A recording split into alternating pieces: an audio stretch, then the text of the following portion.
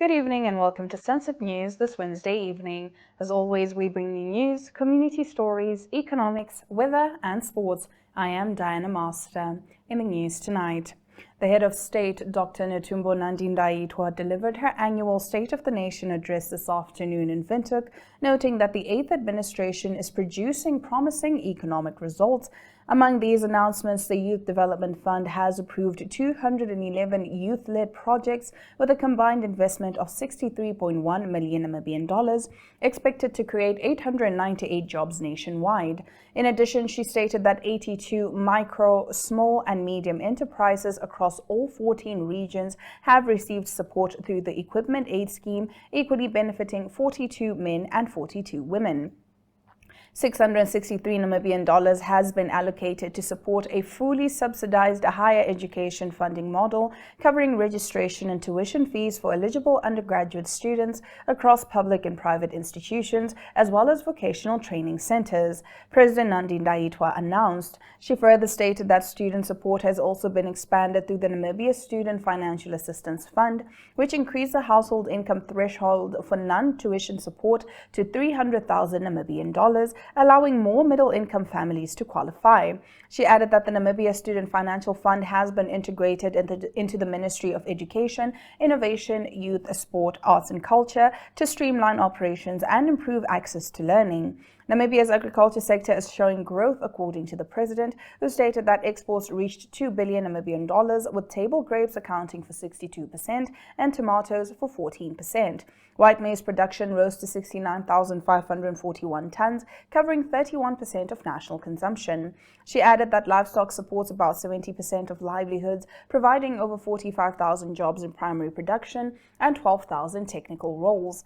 The government continues to back farmers with subsidized inputs, services, and disease control measures. Getting into our next story, an inmate who escaped from Rundu police station has been arrested after he jumped off the roof of the building as police moved in to apprehend him. The man has since been taken to a hospital.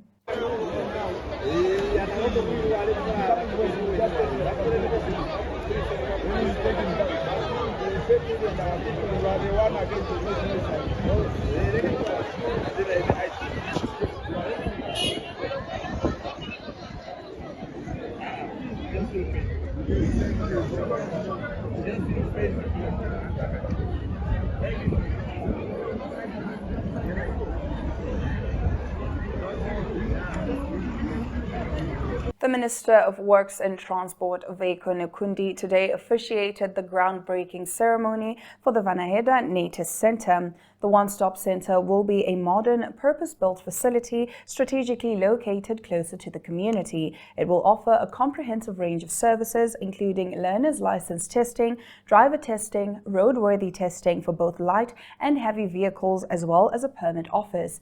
In addition, the center will introduce an intelligent driver testing system, a technology-driven approach designed to enhance fairness, consistency, and efficiency in the testing process. The project is expected to employ approximately 200 workers. Nekundi emphasized that at least one-third of these positions must be allocated to residents from the surrounding area. We have finalized the formalities of this event. Now we are on the actual site. This is then symbolizing, and the handover side is our indication that work must start with immediate effect. The men and women who've been trusted to do the physical work, as of today, you are enabled to start with the actual construction of this natus, and be assured the people who this service is intended will not sleep until you finish the actual construction and hand over this service to the people. People will not praise you that you are on site. People will only praise you when you hand over the project. The project is not the actual work. The project is NATE's office to be delivered to our people. Chair, the leadership of the council, the colleagues from the enforcement agencies, and all present today, enable us then to take this as a symbol that we mean business. And today God has blessed us that we must now imagine that the dust go in the air because it's wet, you know. We must just imagine that we are seeing the dust in the air.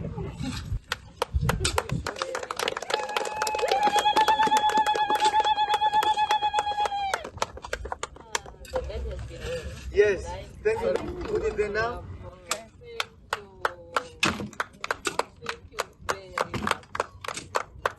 Okay, you can. First National Bank Namibia today handed over a 250,000 Namibian dollar sponsorship to the Editors Forum of Namibia in Windhoek. Forum chairperson Toivo Njebela expressed appreciation for the support, noting that the bank will also sponsor 2 award categories, Journalist of the Year and a category focused on fraud and cyber transparency. FNB Namibia Communications Manager Kirsty Watermeyer says the bank's sponsorship of the Editors Forum of Namibia Journalism Awards taking place in June reflects its commitment to a strong, ethical and independent media sector. Journalists play a vital role in shaping informed societies, holding institutions accountable and amplifying the voices of communities. At FNB, we deeply value the work that journalists do, often under challenging circumstances, she was quoted as saying during the handover in Windhoek. Watermeyer added that FNB is proud to sponsor 2 categories aimed at encouraging responsible reporting, particularly on issues of fraud and cybercrime. Because this is a long-term partnership. It didn't start with this year's event only. So you've been with us along a very long journey, and this is a continuation of a partnership that has survived the test of time for a period of time. So we are grateful for the generosity. We are particularly grateful for the bank's recognition of the work that we do as journalists, not as EFN. EFN, we are just coordinating for the fraternity, but the fact that probably the biggest financial institution in the country recognizes the trade of journalism, the importance of journalism to our country, that for us means everything. So we are really grateful also the fact that we went beyond just sponsoring for logistics. You also took it upon yourself to sponsor 2 categories, including the main prize of the evening, which is the Journalist of the Year award. So you went beyond just the boundaries of helping us logistically.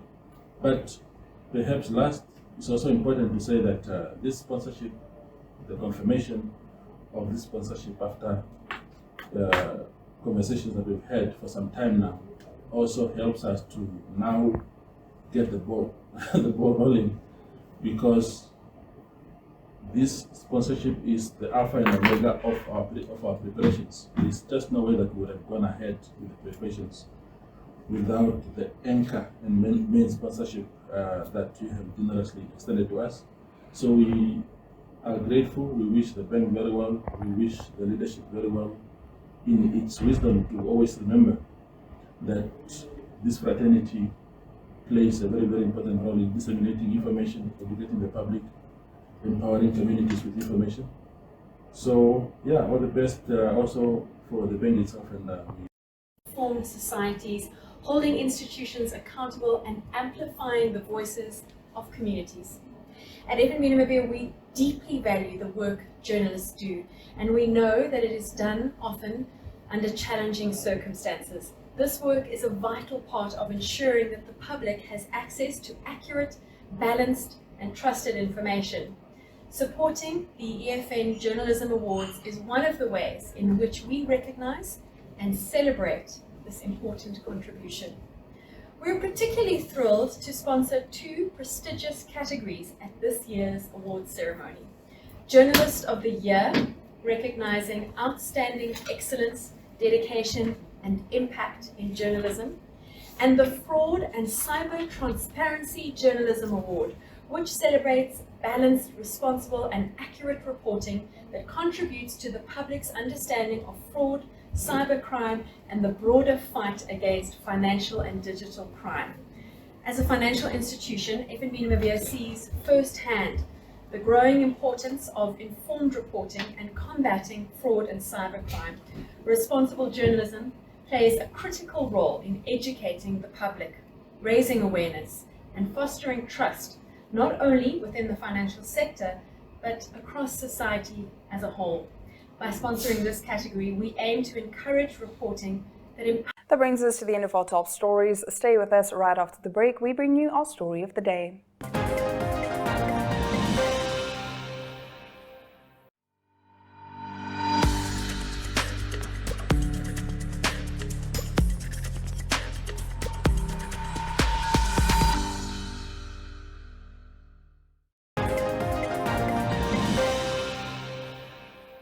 Getting into our story of the day, a Rundu-based pest control company has pledged to volunteer its services to schools in the Kavango East and West affected by pest infestations following recent food poisoning incidents. Owner Joseph Kashiri said conditions at one affected school pointed to cockroach infestations in the kitchen, raising serious hygiene concerns. He said the company will target schools and other high-risk facilities while working with the government to help curb further outbreaks. Okay, my name is Joseph Kachiri. I'm the founder of Joseph Pest Control. So our company is based in Rundu. What we do pest control. So as you can see, one of our clients just called us yesterday to attend to the cockroaches fumigation at his premises. It's one of the best guest houses in Rundu. So our company base, we are targeting schools, hostels, and the hospitals. Recently, we did a donation at Rundu Intermediate Hospital. So just part of us giving back to the community. So we are expanding, going back to the schools since we have the outbreak of food poisoning in Kavango West and Kavango East, one of the schools. Recently, we have again at the room secondary, the food poisoning. So I was there myself in the kitchen. So I went to go check how the kitchens look. So one of the major things we found that's cockroaches also. So that's why we are saying we want to volunteer ourselves to go to those schools. Then we can target how we can see how we can collaborate with the government together hand to hand with the public sector, with the private sector for us to combat these pest things. So we are in Kavango West and Kavango East, everywhere we are busy. So guys, as you can see, we are busy doing the fumigation. Here is a cockroach. We are busy treating the cockroaches. So one of our best clients. So we are expanding. So stay with us. The latest in the world of economics is coming up right after this. Namibia is a land of movement, with waves that never stop reaching forward. Here, adventure is not something we search for. It is something we are born into. In every corner of this country, creativity rises from artists, from athletes, from dreamers. And when the world comes to explore Namibia, they discover something extraordinary. Because when sport moves people, creativity moves ideas, and tourism moves the world toward us. Something powerful happens. A platform where movement meets imagination, where industries connect, where opportunity grows, where Namibia's next chapter begins. Welcome to the Creative Sport Tourism Expo. Exhibit, partner, experience.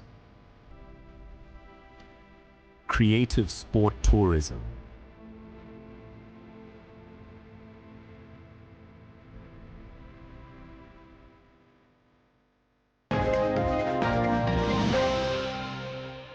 Headlining our economic news tonight, NAMDEB, Namidvest Investment Holdings, and the Mine Workers Union of Namibia recently signed a payroll deduction agreement that allows NAMDEB's employees to invest directly in Namidvest products through monthly salary deductions. The agreement creates a structured and accessible mechanism for mine workers to build wealth beyond their monthly wage, with the process designed to be affordable, voluntary, and compliant with labor regulations. Namitvest is an investment vehicle owned directly by members, former members, and descendants of the MUN. It holds a 25% stake in Namik Holdings, the commercial arm of the MUN established in 1997. Since November of 2024, Namitvest has declared dividends on 3 occasions, benefiting 2,600 shareholders, with the 4th dividend scheduled for the 5th of June 2026. Acting MUN President Pocokim Beruana said the agreement was about building generational wealth. For a decade, we have been fighting for our members fair wages. While we have a long way to go in teaching our members to save and invest with daily needs that are rife, we have an obligation to educate our members to build generational wealth, he said. Beruana added that the platform had been designed with accessibility in mind. This is more than an agreement. It removes obstacles and creates channels with dignity. Participating employees will be able to allocate a portion of their monthly salaries towards share subscriptions in a seamless and secure manner, he said. Namitvest chairperson Mayamelo Kalumbu said the initiative was aimed squarely at those who had long been excluded from investment opportunities. Namdeb CEO Rian Berger said the company's success was tied to the prosperity of its employees. This is an enabling platform to participate in long-term wealth creation and help to invest in a way that is sustainable. By facilitating payroll deductions, we are removing barriers and making it easier for employees to invest, plan, and secure their financial futures, he said. The agreement is effective immediately with enrollment on a voluntary basis. Getting into our next story, the Livestock and Livestock Products Board of Namibia has officially revised the rules governing the import and export of poultry effective the 1st of April 2026. The government has cancelled previous import restrictions and replaced them rather with a new market share system that requires all traders to operate under strict quotas. This change follows the repeal of Government Notice number 54 of 2020. According to Acting CEO Goliath Atuchendapi, the new framework known as the Poultry Market Share Promotion Scheme is now a mandatory condition for obtaining any poultry trade permit in Namibia. The new system is not optional, it is a legal requirement under the Livestock and Livestock Products Act. The LLPBN has outlined 4 critical steps that all importers and producers must follow immediately. Strict import quotas. Almost all products entering the country are now capped by a quota. Only specific products explicitly approved by the LLPBN board are exempt. New permit process. A valid import permit from the LLPBN is required for every shipment. These will only be granted to those who remain within their assigned quota. Compulsory registration. Importers can no longer bring in goods without a producer number, and to obtain one, businesses must register with the LLPBN and comply with new standard operating procedures. And finally, local producer enrollment. Namibian farmers who wish to participate in the promotion scheme must register their interest and demonstrate that their facilities meet national veterinary and health standards. The board emphasized that while trade rules have changed, safety standards remain unchanged. All poultry must still comply with the Animal Health Act. This includes obtaining veterinary import permits, passing quality control checks, and paying all applicable government levies. The LLPBN is urging any producers or traders who are unsure of their status to contact its Windhoek headquarters. The board is located at the Agricultural Board's Building 30 David Hosea Miroro Road. Now let's take a look at the economic indicators. The Namibian dollar trades at 22.34 to the British pound, 19.49 against the euro, 16.81 to the US dollar, and 2 Namibian dollars and 46 cents buys you 1 Chinese yuan. Looking at commodities, gold and Brent crude oil took a dip of 1.62 and 8.77% respectively, while copper and platinum on an upturn of 1.23 and 1.15% respectively. And with that, let's head straight into our international news. A row has erupted after Nigel Farage's party Reform UK unveiled plans to refuse visas to nationals from countries pursuing compensation for the transatlantic slave trade, drawing sharp criticism from Caribbean leaders. The proposal announced on Tuesday would target states advocating for reparations, including members of the Commonwealth such as Ghana and Jamaica. Reform UK, which currently holds a small number of seats in Parliament but is polling strongly ahead of the next general election, said the measure is intended to push back against what it sees as unfair demands on Britain. The party's Home Affairs lead Zia Yusuf argued that calls for reparations overlook Britain's role in abolishing slavery and enforcing its ban globally, describing such demands as offensive. However, the reaction from regional bodies was swift. Caribbean Community, alongside the African Union and several Latin American nations, has long maintained that reparations are necessary not only for historical accountability, but also to address enduring inequalities linked to slavery. Hilary Beckles, who heads the CARICOM Reparations Commission, condemned the proposal, warning it risks deepening injustice rather than resolving it. He described the idea as penalizing countries seeking redress as tragic, adding that it echoes attitudes from the era when emancipation itself was resisted. The debate over reparations has intensified in recent years, with advocates calling for formal apologies, financial redress, and the return of looted cultural heritage. At the same time, opposition has hardened among some Western leaders. British Prime Minister Keir Starmer has signalled a reluctance to engage, saying the focus should remain on the future rather than revisiting the past.